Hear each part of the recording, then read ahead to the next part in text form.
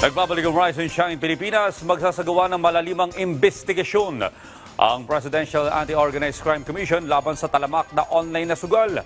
Lalo't maraming kababayan natin ang nalululong rito, kabilang na ang mga kabataan. Si Christian Pascones sa detalye.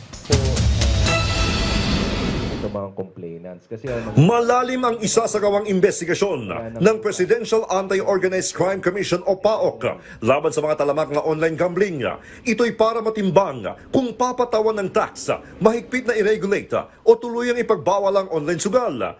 Kasunod ito ng umano'y pananakot, pang-aabuso at harassment dahil sa sugal na kapareho sa modus ng online lending scams. Kasama ng PAOK ang iba't ibang ahensya ng pamahalaan sa investigasyon. Kasama sa sisilipin ang money laundering activities gaya ng nangyari sa Philippine Offshore Gaming Operations o POGOS. Sa amin po, naging tasking namin dito is to study. Nagre-research muna kami. Doon po sa mga online gambling na yan. Ano ba ang connection yan? Bakit ba? Ano ba ang intention ng pagtatayo niyan? Saan ba nakakonect yan? Kasi kailangan po ma-establish natin kung yan ho ay ginawa para ilabas lang yung pera ng mga Pilipino, automatic yan. Dapat wala yan.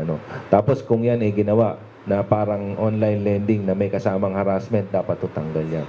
Sinabi rin ng PAOK na may estudyante at ordinaryong empleyado na nalulugi sa online sugal.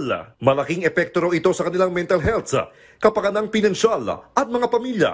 Dadalhin ng Presidential Anti-Organized Crime Commission ang resulta ng investigasyon sa Kongreso na dumidinig sa online gambling.